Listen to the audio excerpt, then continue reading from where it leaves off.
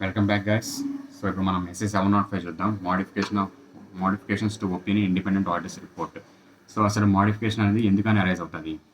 జనరల్గా ఏంటంటే in case financial statements అనేవి not free from material misstatements అయినప్పుడు, ఆర్ ఇంకోటి ఏంటంటే auditor is unable to obtain sufficient and appropriate audit evidence to conclude that finance statements are free from material misstatements.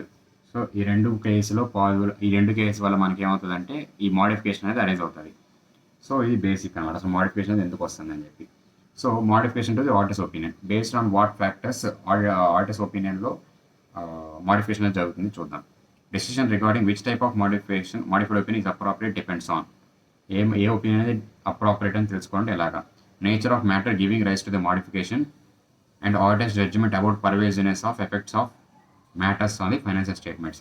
So nature of matter giving rise and type of matter, ఏది significant మ్యాటరా insignificant మ్యాటరా, ఏది ఏ type of matter, revenue రికగ్నిషనా లేకపోతే contingent లైబిలిటీసా లేకపోతే ఇంకేదైనా, అవి ఏ type of matter అనేది సిగ్నిఫికెంటా ఇన్సిగ్నిఫికెంటా to the audit of finance statements అని కన్సిడర్ చేసుకోవాలి. అది దాని తర్వాత auditor's judgment about pervasiveness of effects of matter on the financial statements.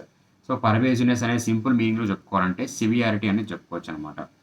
So auditor జడ్జ్మెంట్లో ఫైనాన్షియల్ స్టేట్మెంట్స్ మీద ఎంత సివియారిటీ ఉంటుంది, మెటీరియల్ అవుతుంది, అది సివియరా కాదా అని చెప్పి చూసిన దానికోసం కూడా బేస్డ్ ఆన్ దట్ కూడా మనకి డిపెండ్ అవుతుంది ఏ మోడిఫికేషన్ ఒపీనియన్ కన్సిడర్ చేయాలని చెప్పి.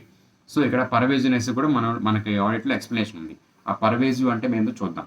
Pervasive effects of misstatements on finance statements are those that in auditor జడ్జ్మెంట్లో are not confine to specific accounts or items of financial statements.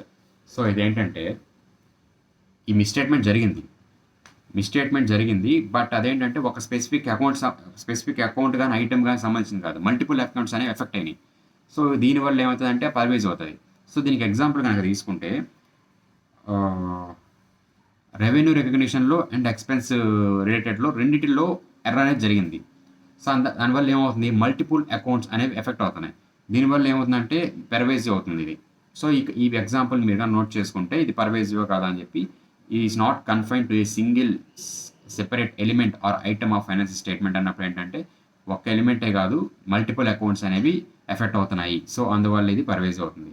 Are is confined to a single element or item but which is of significant, substantial portion అనేది effect అవుతుంది. ఇక్కడ ఒక అకౌంటే but substantial portion అనేది effect అవుతుంది. So ఇది కూడా pervasive అవుతుంది. దీనికి ఎగ్జాంపుల్ కనుక చూసుకుంటే ఇన్వెంటరీ అనేది మేజర్గా దాంట్లో ఎర్రర్స్ అనేవి రైజ్ అయ్యాయి. అప్పుడు ఏమవుతుంది, ఒక ఎలిమెంటే ఒక అకౌంటే బట్ సిగ్నిఫికెంట్గా ఎఫెక్ట్ వచ్చింది. ఎందుకనంటే టోటల్ పోర్షన్ ఆఫ్ ది అసెట్స్లో ఇన్వెంటరీ ఎక్కువగా ఉంది ఆ కంపెనీలో. ఏదో కంపెనీ, ఆ కంపెనీలో టోటల్ అసెట్స్లో ఇన్వెంటరీయే మేజర్ పోర్షన్గా ఉంది. సో దీంట్లో ఎర్రర్స్ అనేవి రైజ్ అయ్యాయి. సో అప్పుడు ఏమవుతుంది, సిగ్నిఫికెంట్గా ఇంపాక్ట్ చేస్తుంది ఇంటిని. సో అందువల్ల ఏంటంటే ఇది కూడా పర్వేజ్ అవుతుంది. ఆర్ ఇంకో కేసు ఉంది, disclosures that are fundamental to users understanding of finance statements are not given. Disclosures అనేవి ఇవ్వలేదు which are fundamental to the understanding of the users. So example కింద చూసుకుంటే కంటింజెంట్ లయబిలిటీ ఉంటుంది కదా, ఆ కంటింజెంట్ లయబిలిటీ గురించి డిస్క్లోజర్ అనేది ఇవ్వలేదు. Which will impact majorly it's financial position. So ఇప్పుడు కంటింజెంట్ లయబిలిటీ అంటే ఏంటి? ఫర్ ఎగ్జాంపుల్ ఒక కోర్ట్ కేసు కానీ తీసుకుంటే అందులో మనం పే చేయాల్సింది రావచ్చు రాకపోవచ్చు, అది అంటే పే చేయాల్సి రావచ్చు రాకపోవచ్చు. సో అదే కంటింజెంట్ అంట కదా. సో మనం పే చేయాలి కాబట్టి లయబిలిటీ. సో ఇప్పుడు ఒక 100 crores కంపెనీకి మేజర్ ఏదో ఫ్రాడ్ టైప్ అంటే ఇచ్చిన గూడ్స్ ఆర్ సప్లై చేసిన గూడ్స్ ఏవైతే ఉన్నాయో అవి యాజ్ పర్ స్టాండర్డ్ రిక్వైర్మెంట్స్ అనేవి లేవు. స్టాండర్డ్ ఇన్ ద సెన్స్ ఏంటంటే ఫుడ్ కార్పొరేషన్ దాని యొక్క స్టాండర్డ్స్ మీట్ అవ్వట్లేదు. అప్పుడు ఏం చేస్తారు, ఆటోమేటిక్గా ఆపోజిట్ వాళ్ళు కేసు వేస్తారు. డిఫేమేషన్ కేసు వేసినా ఏది వేసినా కానీ మనం వాళ్ళకి కాంపెన్సేషన్ అనేది పే చేయాలి. సో కాంపెన్సేషన్తో పాటు because of not following the standard regulations దానివల్ల ఏమవుతుంది, మేజర్గా పెనాల్టీస్ కూడా పడేదానికి కూడా ఛాన్స్ ఉంటుంది. సో 100 crores కంపెనీలో ఒక 60 to 80 crores అనేది ఫైన్ పడింది అనుకోండి, ఇది మేజర్లీ ఇంపాక్ట్ చేస్తా లేదా ఈ కంటింజెంట్ లయబిలిటీ అనేది. సో ఈ డిస్క్లోజర్ అనేది కూడా ఇవ్వాలి.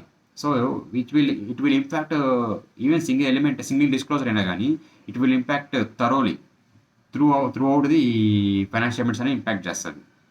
సో అది కూడా ఇంపార్టెంట్. సో ఇక్కడ is not confined to a single element or item, is confined to a single element which represent substantial portion or disclosures అవి that are fundamental to the user's understanding which will impact the financial position.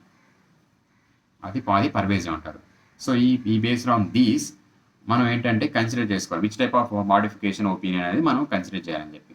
So ఏంటి nature of matters, next judgment about pervasiveness, next type of modification or modified opinion. 3 types ఉన్నాయిగా, qualified, adverse, disclaimer of opinion. So qualified opinion ఎప్పుడు ఇస్తాం? Auditor shall express a qualified opinion when he obtains sufficient appropriate audit evidence, concludes that misstatements are material but not pervasive, or auditor is unable to obtain sufficient appropriate audit evidence, but he concludes that possible effects of misstatements, undetected misstatements on financial statements could be material but not pervasive. So ఇక్కడ ఏంది, information obtain చేసినప్పుడు ఆ మిస్టేట్మెంట్స్ ఏదైతే ఉన్నాయో material but not pervasive అయింది, అంటే మెటీరియలే but not pervasive అంటే ఆ 3 కేసులు ఫాలో అవ్వలేదు.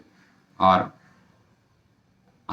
అవి సఫిషియెంట్ అప్రోప్రియేట్ ఆడిట్ ఎవిడెన్స్ అనేది అప్టైన్ చేయలేకపోయాడు, బట్ ది పాసిబుల్ ఎఫెక్ట్ అంటే ఎస్టిమేట్ చేస్తున్నాడు ఆ అన్డిటెక్టెడ్ మిస్టేట్మెంట్స్ యొక్క పాసిబుల్ ఎఫెక్ట్ అనేది మెటీరియల్ బట్ నాట్ పర్వేజివ్, అది కూడా మెటీరియలే బట్ నాట్ పర్వేజివ్. ఈ కండిషన్స్లో ఏంటంటే మనం క్వాలిఫైడ్ ఒపీనియన్ ఇచ్చుకోవచ్చు. ఎగ్జాంపుల్స్ చెప్పాలంటే material misstatement in foreign travel expense or provision for gratuity.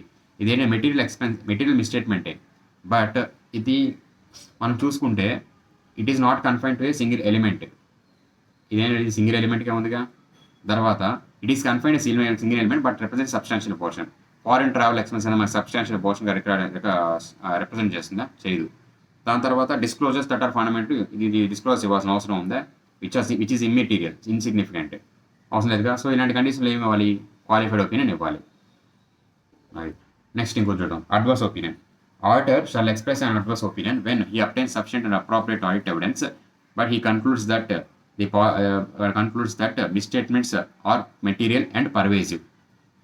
ఈ మెటీరియల్ అండ్ పర్వేజివ్గా అయితే విచ్ ఎవర్ ఈస్ అప్టైన్డ్, అప్పుడు ఏం చేయాలంటే మనం అడ్వర్స్ ఒపీనియన్ అనేది ఇష్యూ చేయాలి, ఎందుకంటే బోత్ మెటీరియల్ అండ్ పర్వేజివ్గా ఎఫెక్ట్ అవుతుంది.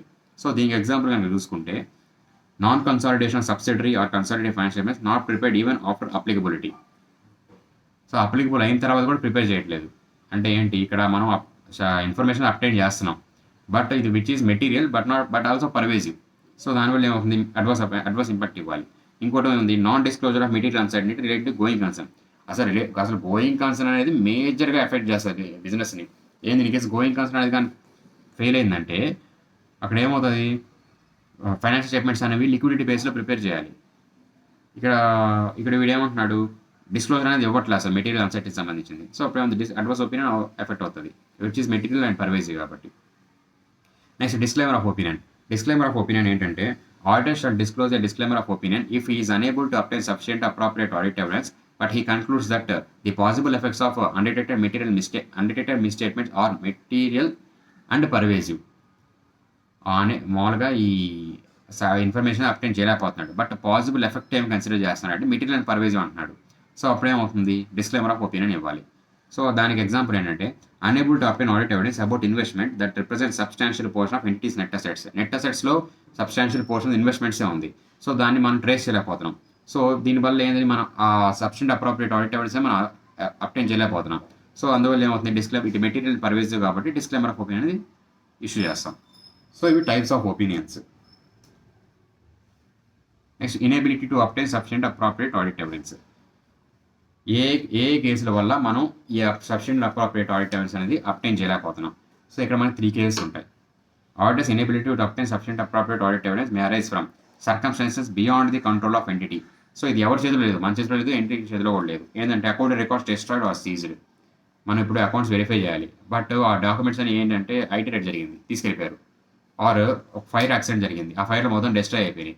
సో ఇక్కడ ఏంది, మేనేజ్మెంట్ చేయగలిగింది ఏం లేదు, మనం చేయగలిగింది ఏం లేదు. సో ఇక్కడ ఏం చేయగలం, మనం సఫిషియెంట్ అప్రోప్రియేట్ ఆడిట్ అనేసి మనం అప్లై చేయలేము. Next case circumstances related to nature or timing of auditors work and timing of appointment days. ఇప్పుడు మనల్ని ఏంటంటే అపాయింట్ చేస్తున్నారు, బట్ ఏంటంటే మనకి స్పెసిఫైడ్ టైం అనేది లేదు, రిక్వైర్డ్ టైం అనేది లేదు, మన దగ్గర లిమిటెడ్ ఉంది, టైం లిమిటేషన్ ఉంది. సో దానివల్ల ఏంటంటే కొన్ని ఇన్ఫర్మేషన్ అనేది మనం అప్లై చేయలేకపోవచ్చు. సో అదొక case. Next limitations imposed by management. Scope మీద ఏంటంటే డైరెక్ట్గా మేనేజ్మెంట్ లిమిటేషన్ అనేది ఇంపోజ్ చేసింది, మీరు పలానా ఏరియా టచ్ చేయకూడదు, దీనిలో ఎంతవరకు వెళ్ళాలి అని చెప్పి ఏదైనా లిమిటేషన్ పెట్టింది. సో అలాంటి కేసులో ఏమవుతుంది, మనం సఫిషియెంట్ అప్రోప్రియేట్ ఇన్ఫర్మేషన్ మనం అప్డేట్ చేయలేం. సో ఈ 3 కేసులో మనకి ఏంటంటే ఆ పాయింట్ అనేది రైజ్ అవుతుంది. Inability to obtain sufficient appropriate audit evidence. ఏవేవి? Circumstances beyond the control of the entity, circumstances relating to nature or timing of appointment, limitations imposed by management. Next, consequence of inability to obtain sufficient appropriate audit evidence due to management imposed limitation after auditor has accepted the engagement. So ఇక్కడ engagement accept చేసిన తర్వాత management ఏం చేసిందంటే scope మీద limitation అనేది impose చేసింది. So దీనివల్ల మనం sufficient appropriate audit evidence apply చేయలేకపోతున్నాం. సో బికాస్ ఆఫ్ దిస్ ఏవే కాన్సిక్వెన్స్ అనేది రైజ్ అవుతాయి అనేది పాయింట్.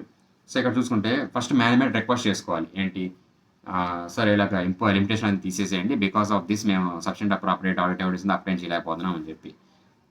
సరే మేనేజ్మెంట్ రిఫ్యూజ్ చేసింది. పర్ఫామ్ ఆల్టర్నేటివ్ ప్రొసీజర్స్, ఇంకేమైనా ఆల్టర్నేటివ్ ప్రొసీజర్స్ అని పర్ఫామ్ చేసి సఫిషియెంట్ అప్రాపరియేట్ ఆడిట్ ఎవిడెన్స్ అనేది గ్యాదర్ అండ్ ట్రై చేయాలి బై కమ్యూనికేటింగ్ టు ది టీసీడబ్ల్యూజీ ఇలాగా. తర్వాత బట్ ఈవెన్ దో ఇన్ని చేసినా కానీ సఫిషియెంట్ అప్రాపరియేట్ ఆడిట్ ఎవిడెన్స్ అనేది మనం అప్లై చేయలేకపోతున్నాం. సో అప్పుడు ఏం చేయాలంటే even though he is unable to apply sufficient appropriate audit evidence, వాటి యొక్క అన్డిటెక్టెడ్ మిస్టేట్మెంట్స్ యొక్క పాసిబుల్ ఎఫెక్ట్ అనేది మెటీరియల్ అండ్ పర్వేజివ్ లేకపోతే మెటీరియల్ బట్ నాట్ పర్వేజివ్ అని చూసుకోవాలి. మెటీరియల్ బట్ నాట్ పర్వేజివ్ అనుకోండి, క్వాలిఫైడ్ ఒపీనియన్ ఇచ్చేసేయండి. అండ్ అదే మెటీరియల్ అండ్ పర్వేజివ్ అనుకోండి, ఫస్ట్ అనేది ఇతను ఆ ఎంగేజ్మెంట్ నుండి విత్డ్రా అయ్యడానికి ఛాన్స్ ఏమైనా ఉందా as per the legal requirements అని చెక్ చేసుకోవాలి. లేదంటే డిస్క్లైమర్ ఆఫ్ ఒపీనియన్ ఇచ్చేసేయాలి. సో ఈ టూ పాసిబుల్స్ అని కన్సిడర్ చేయాలి. ఫస్ట్ వచ్చి విత్డ్రా గురించి చూసుకోవాలి, నెక్స్ట్ వచ్చి ఏంటంటే డిస్క్లైమర్ ఆఫ్ ఒపీనియన్ ఇష్యూ గురించి ఆలోచించాలి. సో ఇది కాన్సిక్వెన్సెస్. సో ఇంతటితో ఎస్ఐ 705 కూడా కంప్లీట్ అయిపోయింది. సో అంటే నేను ఈ కాన్సిక్వెన్సెస్ చదివి ఎక్స్ప్లెయిన్ చేయట్లేదు, ఎందుకంటే సింపుల్ టాపిక్ ఇది, మనం చిన్నప్పటి నుంచి చూస్తూ ఉంటుంది. ఫస్ట్ మేనేజ్మెంట్ రిక్వెస్ట్ చేయాలి, ఒప్పుకోకపోతే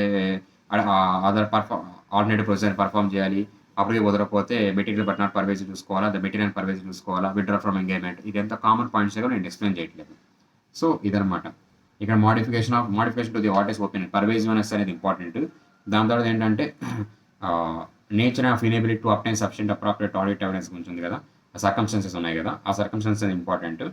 మెయిన్గా ఈ టూ టాపిక్స్ అనేవి ఇంపార్టెంట్, మిగతా అంతా లైట్. ఓకే గైస్, 706 చూద్దాం నెక్స్ట్ వెంటనే.